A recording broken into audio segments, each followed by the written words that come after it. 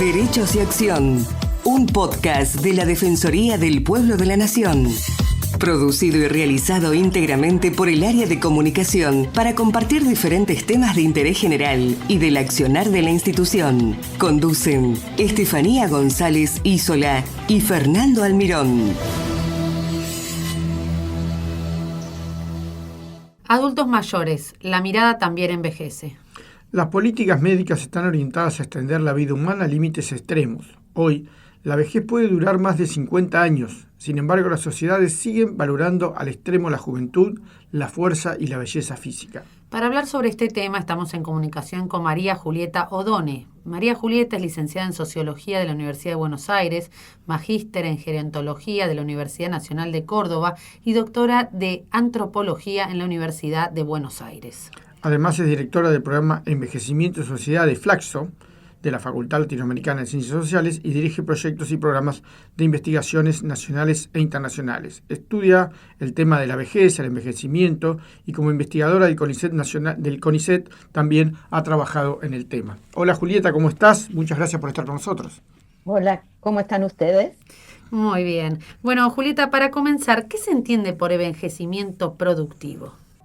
Bueno, el envejecimiento productivo es un concepto teórico en realidad que surgió hace algunos años por algunos autores, sobre todo españoles y norteamericanos, que en realidad plantean que la productividad de las personas mayores, más allá de la edad jubilatoria y más allá de la edad, debe revalorizarse o debe de alguna manera promoverse. Particularmente tiene que ver con el trabajo rentado, pero no solo, sino con todas aquellas actividades que redundan de alguna manera en favor de la comunidad en que las personas mayores viven. Por ejemplo, el tema de los cuidados formaría parte del envejecimiento productivo.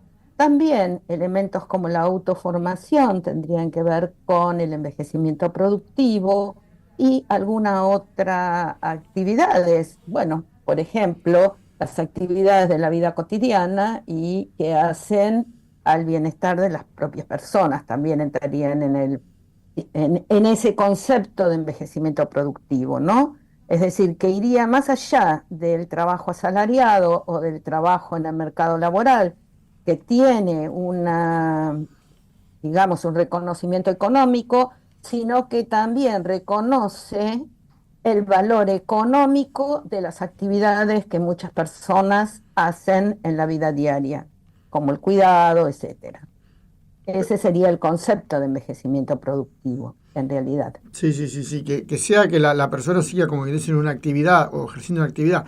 Las sociedades antiguas revalorizaban mucho la vejez y sobre todo eran fuentes de consulta, ¿no?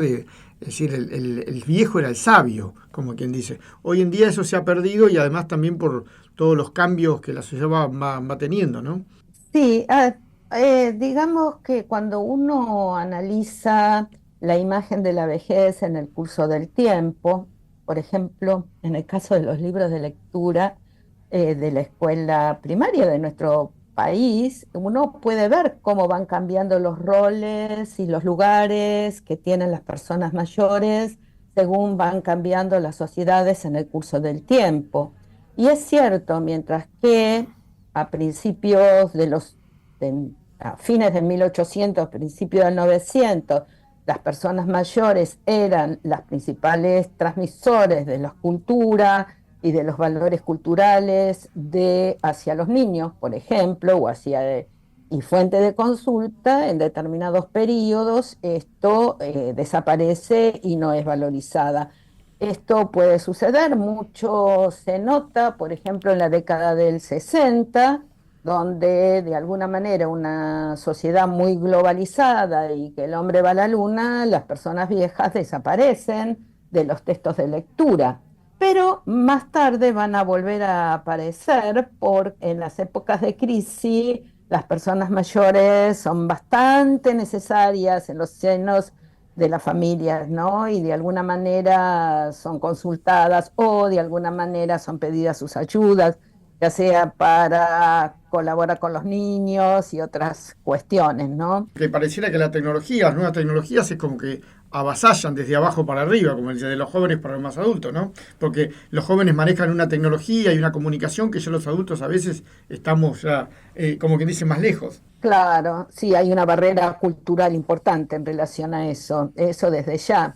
Y eso lo pudimos ver fuertemente en la etapa de la pandemia, Claro, ¿sí? sí, sí, sí. Claramente, es decir, donde nos podemos acordar de las colas abarrotadas, de las personas yendo a un cajero porque de alguna manera no podían manejarse con otros de otra manera, ¿no? O tuvieron que aprender a utilizar el cajero Sí. automático hace 5 años atrás, ¿no? No ¿Cómo tanto. algunas veces las políticas implementadas, sobre todo, por decir un caso, el ANSES, donde se le casi que se le obliga al anciano a ser tecnológico? ¿Eso los ayuda, los perjudica, los hace crecer o los hace mantener más activos? ¿Cómo lo ve usted eso? Yo creo que hay distintas cuestiones al respecto, que no es, en primer lugar, a partir de la pandemia está claro que hubo una política del Estado y fuera del Estado, de muchas instituciones, inclusive el sistema bancario, Claro, de formar a las personas mayores en relación a las tecnologías.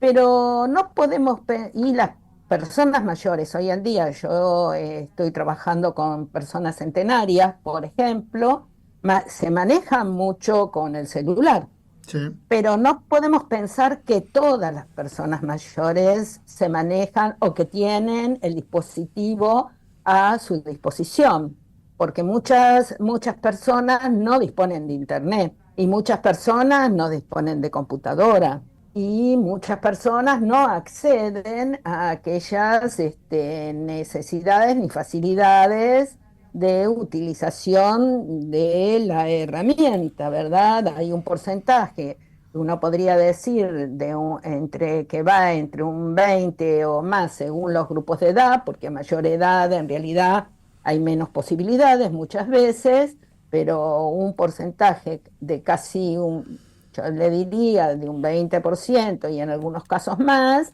que tienen muchas dificultades para acceder a estas herramientas. Sin embargo, paso a paso y en el tiempo, cada vez más personas mayores acceden y cada vez más personas mayores pueden resolver estas cuestiones. Ahora bien, que esto suceda y que esto sea positivo y que las personas tengan que adaptarse a las nuevas tecnologías, por un lado está bien, pero por otro lado se debe tener una cierta, creo que los organismos del Estado y otros organismos deben tener una cierta flexibilidad para claro. aquellas personas que tienen alguna dificultad. Yo podría decirle rápidamente de un caso de una persona que estaba haciendo un trabajo, necesitaba hacer un trabajo para la AFIP, presentar algo y le marcaba error. Se apersonó al lugar, una persona mayor, hizo la cola para preguntar por qué pasaba el error, porque lo preguntó por mail y no le contestaron, y lo que le contestaron fue si no tenía un nieto que le ayudara, y no le resolvieron el problema. Yo creo que eso no está bien porque no todas las personas tienen a alguien que le resuelva un problema, aunque sea muy sencillo, y que la persona debe ser atendida y explicada aquella cuestión que está resolviendo. Lo demás es viejismo. Claro, claro. Perfecto. Y María Julieta, ¿cómo nombrar a la vejez? ¿Por qué resulta tan incómoda la palabra? ¿Por qué se le teme tanto? Bueno, sencillamente por el viejismo. Es decir, la vejez, en realidad, si nosotros decimos joven y no nos molesta, decimos qué suerte, qué lindo, mira qué joven que es, y por otro lado no decimos viejo, es porque le estamos poniendo una carga a la Sí, una palabra, connotación, sí. porque una connotación tanto a la de joven como a la de viejo. Sí. En realidad, ¿por qué? Porque valoramos la juventud.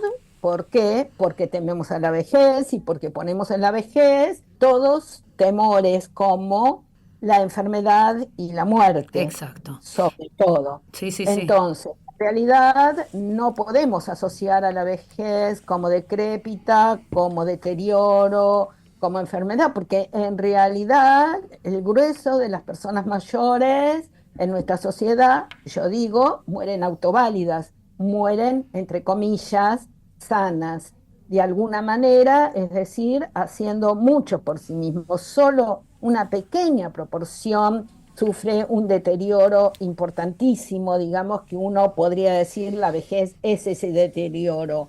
En realidad no es así. Y en realidad las personas permanecen bastante activas durante todo el curso de la vida y aportando hacia la comunidad en que viven fuertemente, con el cuidado prácticamente.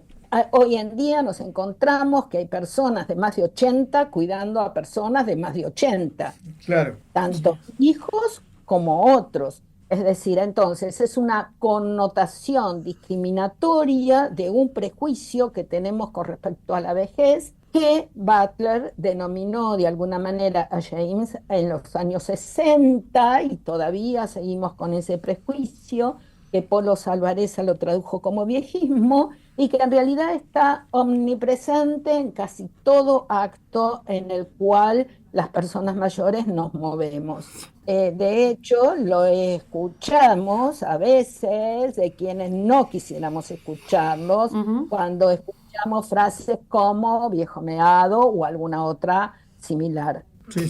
Y María Julieta, para terminar, ¿qué entendemos por el concepto de envejecimiento activo y saludable? Bueno, el concepto de envejecimiento activo y saludable, de alguna manera, digamos, fue enunciado por la OPS y la OMS, y lo que plantea, digamos, sería, que el envejecimiento, que un buen envejecimiento y hacia donde la política debería tender es que las personas mayores permanezcan activas, educadas, tiene varios pilares, ¿no? Incorporadas al sistema productivo, con buena salud y con buena prevención de la salud, de alguna manera. Serían los pilares o los conceptos que llevarían al envejecimiento activo y saludable, ¿no? Es decir, permanecer activo sería permanecer con todos esos elementos en el curso